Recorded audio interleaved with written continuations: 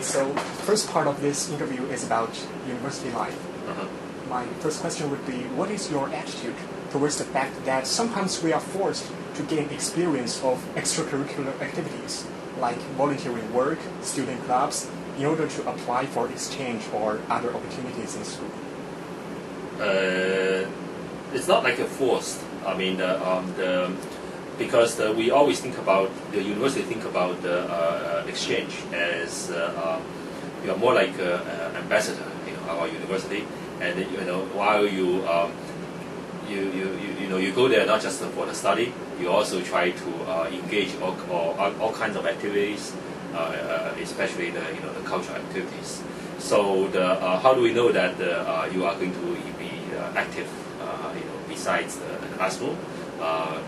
The way we make a judgment is that whether you are active, while you are in our Hong Kong University, whether you are actively engaged in many other activities.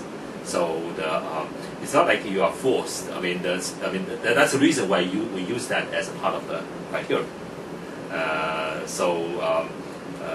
People should always think about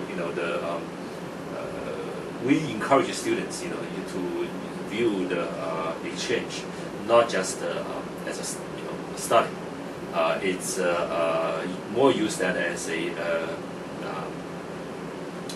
one is to open your mind, to explore all kinds of things and make friends. The other thing is also try to make use of that for the future career. So make more connections, and then after you graduate, maybe you can you make use of these connections to further So our recommendation is always that when you are doing exchange, don't fully load yourself. Okay, take fewer major courses than you normally would do, so that would allow you more time to do the other things. Yeah, but sometimes in order to get the chance to exchange, you have to say in your resume that you have done a lot of voluntary works offering in school and so well, as I said,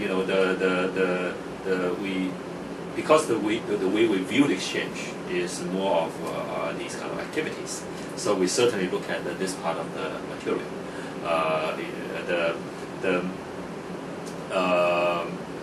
On the other hand, the exchange opportunity is actually available to everybody.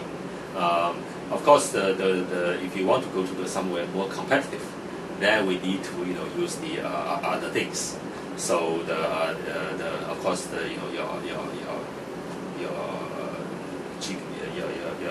grade average, but in addition to that, because exchange also has that factor, then we include that. So I wouldn't say it's a like to force you. I mean, but there's definitely regarding the purpose of exchange, those are the factors we must consider. And of course, if you want to go to a relatively more competitive place, certainly you have to do more in those areas. If you don't do that, I think the current the chance in our university is still plenty. If you don't do any of these activities, you will still have a chance to exchange. It's just maybe to the less desirable place or less competitive place. My second question would be, to what extent should we concern about politics? Are we supposed to be a part of it? Well, every citizen should be concerned about politics, but one has to be aware that one needs to be prepared to be engaged in politics. In my view, most of people are not very prepared. I would say that the great majority of people are not well prepared, and democracy requires the sophisticated citizens, and then there could only be the meaningful democracy. Just imagine that if you ask a bunch of primary school kids to discuss certain just the everyday life or maybe some adult issues, not necessarily politics. Okay, just we try to organize some trip to somewhere, I mean, ask the primary school students, to do such one thing. And you say, oh, they are immature. They will make all kinds of mistakes and that kind of things. Okay, but when you think about the many social issues, actually, it's not so simple. I mean, so the quality of the people who are engaged in this kind of discussion is directly related to the outcome. Okay, so I'm of the opinion that not all the opinions are equal.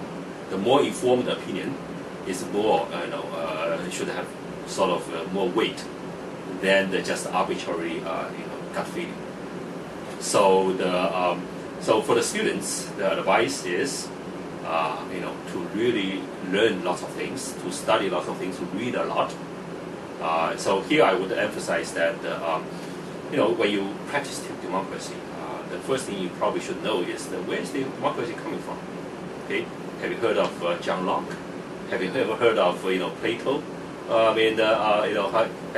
Do you know how all these kind of ideas, the human rights or the liberty and the freedom and all these freedom of speech and all these kind of things, where is it all coming from?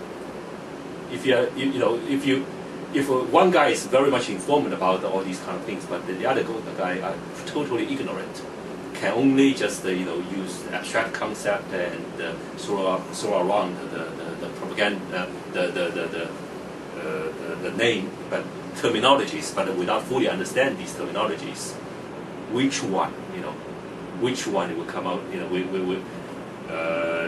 Do you think that they will be equal? The contribution to the democracy. So if you really want democracy to work, study, do the research, and that's the way to get engaged. Okay, for the second question, what kinds of abilities are we supposed to be trained during our university life? When I often go to do the promotion about our university, and I always explain that what is the university? It's actually pretty easy to understand.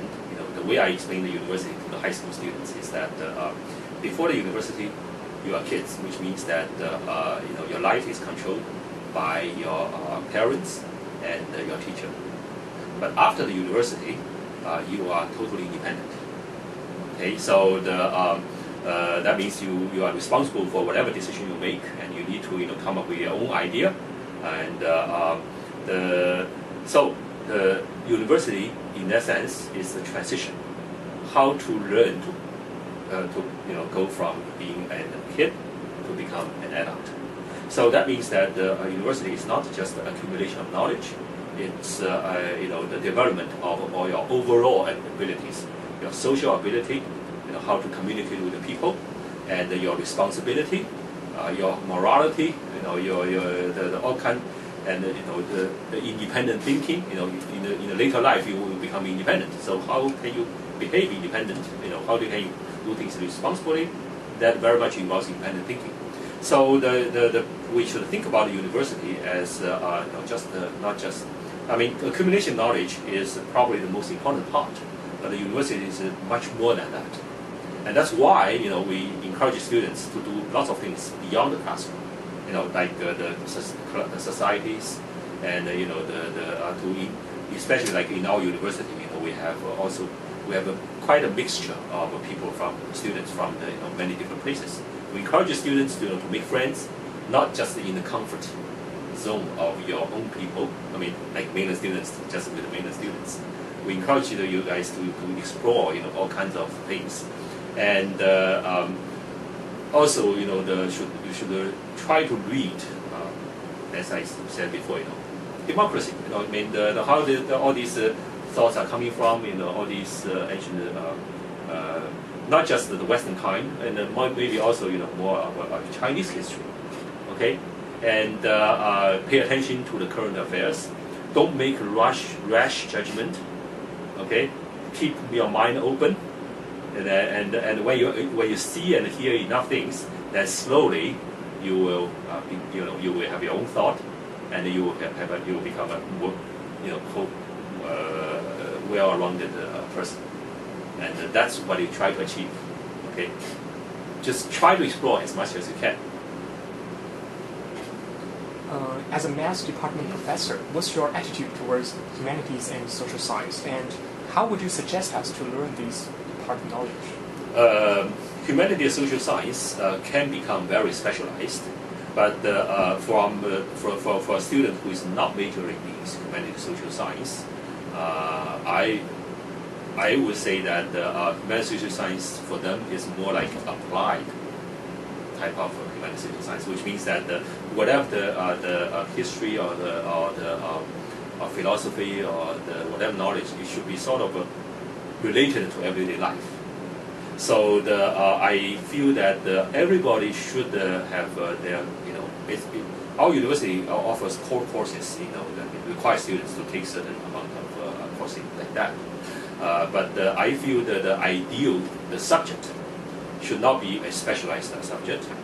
It should be, that doesn't mean that you should not take that. But what I mean is that the more fundamental and more important should be the core things, the bigger picture. So that means that people should have some basic idea about what the whole Chinese history is. Okay, can you for example, Tang Song Yuan Min Qing, how many people know? The sequence of Chinese dynasties. Okay, so what is the special? What is the difference between the Confucius? Why the Confucius and then before Confucius was all these different thoughts. Okay, so why the Confucianism is adopted as a